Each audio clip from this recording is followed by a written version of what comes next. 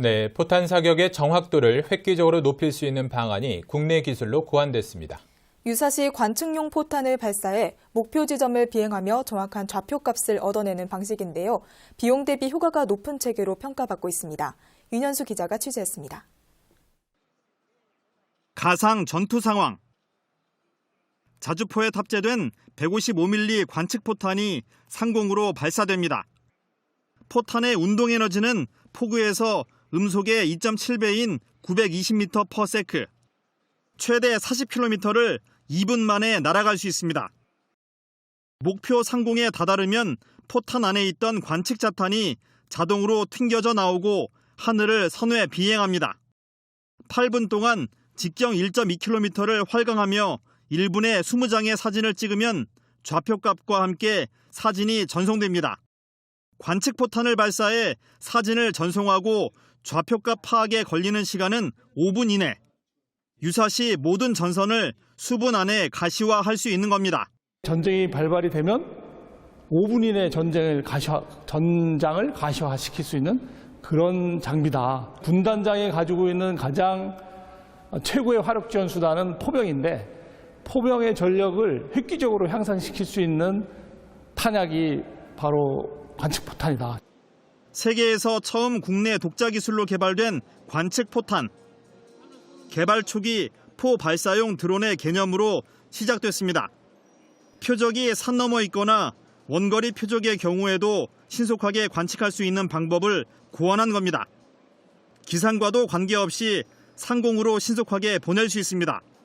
앞으로도 포 발사형 드론들이 굉장히 발전이 될 걸로 보면 지금 단계에서 이걸 전력화시키고 또 기술을 업그레이드하고 하게 되면 그런 형태의 또 발전된 드론들이 좀 개발이 되지 않을까 이렇게 보고 있습니다.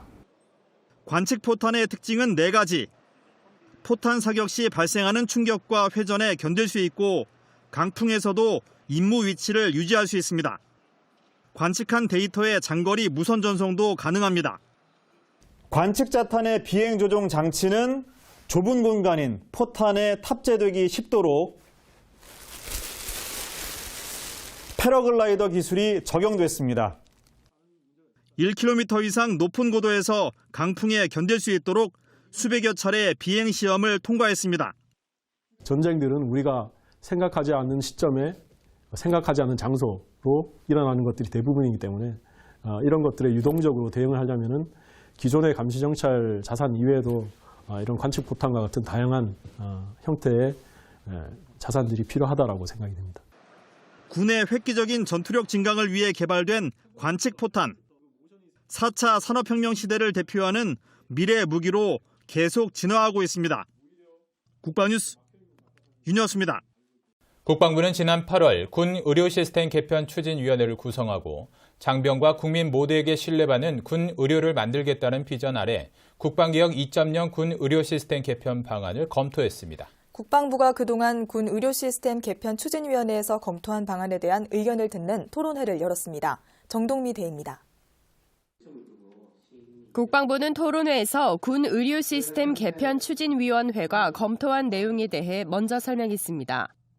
국방부는 환자 중심의 의료 서비스 개선과 군 의료질 향상, 응급조치 역량 강화, 상시 의무 지원 대비태세 발전이라는 4가지의 목표를 세우고 모두 14개의 세부 추진 과제를 도출했습니다. 이 가운데 이번 토론회에서 중점이 됐던 내용은 군 의료질 향상과 관련된 내용이었습니다. 국방부는 군 의료질 향상을 위한 과제로 연대대급 의무대 진료기능 폐지와 군 의료인력 강화, 국군 외상센터 설립 등을 꼽았고 토론자들은 다양한 의견을 제시했습니다. 사단 의무대 역량 강화 방향에 대해서는 동의를 하는데 다만 이제 그럼 연대대 의무실에서의 진료 기능이 폐지됐을 때 일선 부대에서는 어떻게 될 것인가 이런 부분에 대해서 조금 걱정스러워서 말씀드리는 겁니다. 그래서 이제 장병들이 이제 간단한 질병에도 이제 약을 받으려면은 결국 이제 사단으로 갈 수밖에 없고 이렇게 되면 이제 이동 시간이 많아질 것이고 일선부터 지휘관들이 이제 장병 통제가 이제 장병 관리가 상당히 좀 부담이 되지 않을까 그래서 이걸 보완하기 위해서 뭐 가능할지 모르지만은 뭐 회진이라 이런 것들이 좀 보완책이 좀 필요할 것 같고요. 특히 지난 16년 발생한 헬기 추락 사고로 부상을 입었던 홍순학 예비역 준위가 국군 외상센터의 필요성을 강조해 눈길을 끌었습니다. 전시를 대비하는 군은 전시에 발생할 중증 외상 환자를 위하여 반드시 외상 환자 처치 능력을 보유하고 있어야 한다고 생각합니다. 통원 치료를 받는 과정에서도 불편한 사항이 너무나 많았기에 군인을 위한 외상센터 건립은 복지차 안에서 반드시 필요하다고 생각합니다. 이 밖에도 국방부가 제시한 과제들에 대한 실효성 또한 면밀히 검증해야 한다는 의견도 제시됐습니다. 국방부는 이번 토론회에서 제시됐던 의견을 수렴해 12월 중 군 의료 시스템 개편 방안을 확정할 예정입니다. 국방뉴스 정동미입니다.